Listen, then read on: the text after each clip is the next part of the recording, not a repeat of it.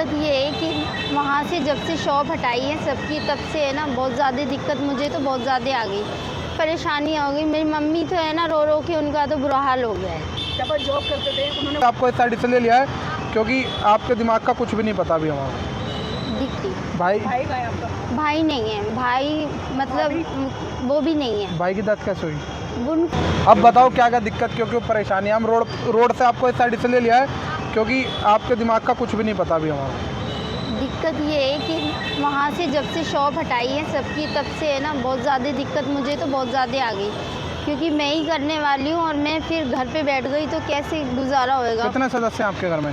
चार चार में एक आप मेरी हो गए, मम्मी, एक मदर हो गई। हाँ मेरी सिस्टर और भाई की बेटी। भाई भाई का है आपका? भाई नहीं है, भाई मतलब वो भी नहीं है। भाई की डेथ कैसे हुई? उनको है ना करंट लगा था, वो बीएसएस में काम करते थे। अच्छा। 17 साल उन्होंने जॉब की थी और उन्हें है ना ऑन ड्यूटी पे करंट लगा था। हम लोगों को ये बात पता नहीं थी, वहाँ के स्टाफ ने भी नहीं बताई।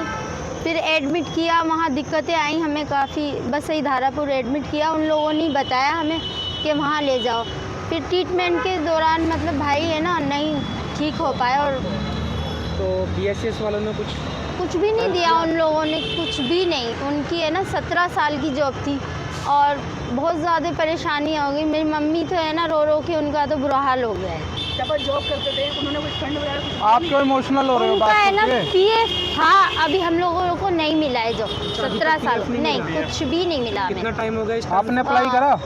मेरी हमने- मुस्कान से जो थोड़ी बहुत बात हुई थी वो ये बोल रही थी कि जो इनका एडवोकेट है वो शायद अभी इस पे है ना वर्क ठीक से कर नहीं रहा और इसको स्टेटस भी नहीं पता अच्छा। कि जो इनके केस का स्टेटस है वो इनको एग्जैक्ट नहीं पता अभी, और ना ही वो बता रहे ना, फाइल भी नहीं दे रहे शायद। नहीं कुछ भी नहीं हो और पा अभी रहा। तक ऐसा कोई इनको सरकार की तरफ से ऐसा कोई इनके लिए कुछ किया ही नहीं गया, इनको मतलब मैंने- कोई सपोर्ट नहीं मिला है। गई थी और जो बंदों ने जो साथ में काम करते थे हेल्पर भाई के नीचे, वो लाइनमैन थे, खम्भे पे ऊपर चढ़ के काम करते थे, तो उन्होंने सारा बयान भी दिया, हाँ ऐसे ऐसे हुआ।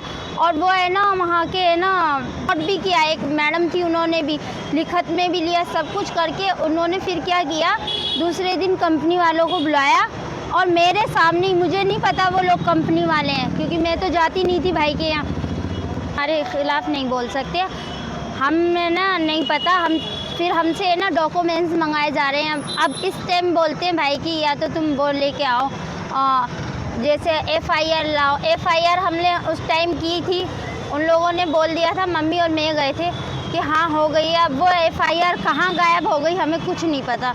2 साल से ऊपर हो गए मुझे धक्के खाते खाते कोर्ट के, कुछ भी नहीं हो रहा। ना सरकार ने कुछ किया, ना कंपनी वालों ने, ना कोर्ट वालों ने, किसी ने कुछ नहीं किया।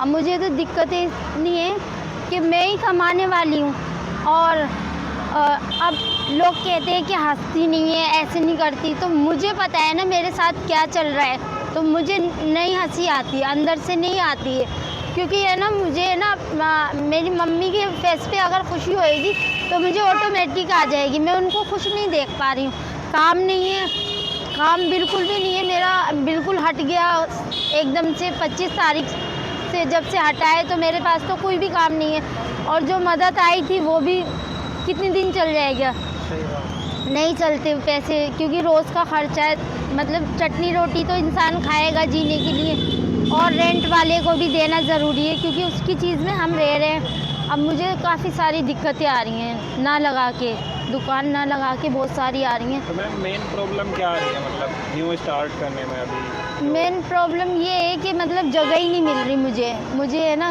अगर जगह मिल जाए तो मेरे पास प्लीज़ कस्टमर आए, क्योंकि मैं टेस्ट तो दूंगी एक नंबर। आपकी जगह को मिली थी लेकिन वहाँ कस्टमर नहीं थे, काम ही नहीं होएगा जहाँ, तो फिर मैं कहाँ से कर्जा ले लेके, हाँ लगाई थी मैंने, तो फिर मेरा बच ही जा रहा था सामान, अब कस्टमर ही नहीं आ पा रहे। फिर है ना कुछ जब उधर लगा रहे थे आप, सेटअप छोटा है, मेन हर मार्केट चीज़ में देख के आते हैं, नहीं है ना, हाँ कार्ड नहीं है, हाँ तो कस्टमर ये सारी चीज़ें देख के आता है, ठीक है, कि कार्ड है, फिर हाँ जो दिखता है वही बिकता है। और है ना चाहे तुम अंदर से क्या है तुम्हारा किसी को नहीं पता जब तक बताओगे। लेते क्यों नहीं हो आप?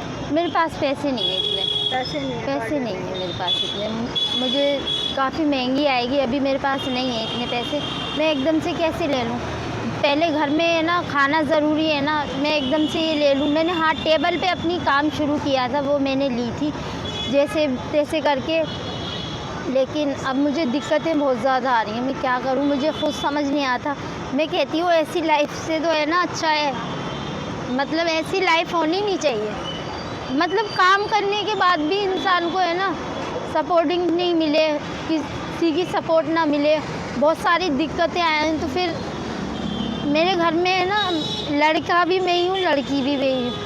शादी के बारे में सोचती नहीं हूँ, क्योंकि अब शादी की कहते हैं क्यों नहीं हुई, आपकी उम्र कितनी है, तो नहीं हुई। सिर्फ मेन पॉइंट है आज के टाइम में जिसके पास पैसा होता है उसके साथ सब कुछ होता है, उसको सब हर जगह पूछा जाता है। तो मेरे पास तो बहुत सारी परेशानियाँ हैं, मुझे कुछ समझ नहीं आ तुम्हारे रहा पास हिम्मत है, क्या करूँ दी। हिम्मत कोई हिम्मत कभी मत हारना। हिम्मत कब तक हिम्मत एक है ना, जब भूख लगती है ना तो हिम्मत नहीं काम आती। पेट एक बार, दो बार, तीन बार, कितनी बार मैं ना मैं जैसे आती हूँ वहाँ से, मैं यहाँ इसलिए काम करना चाहती, वहाँ पे भी है हम लोग वहाँ कर सकती हूँ, नहीं होएगा वहाँ पे ऐसे अगर काम। आपको काम नहीं चल रहा तो अब नौकरी कर लो कहीं। नहीं, नौकरी नहीं करूँगी मैं। काम नौकरी में मैं अपनी मम्मी को टाइम नहीं दे सकती। मेरी मम्मी है, मेरी फैमिली मेरे लिए बहुत ज़रूरी है। उनको वो खाना तक नहीं खाती। 2 साल से उनके माइंड में यही है कि वो अब आएगा। हाँ मैं ये कहती हूँ, हाँ वो गया नहीं है भाई, अपनी मम्मी को यही समझाती हूँ, गया नहीं है, हमारे बीच में ही है और वो सब ठीक हो जाएगा धीरे धीरे।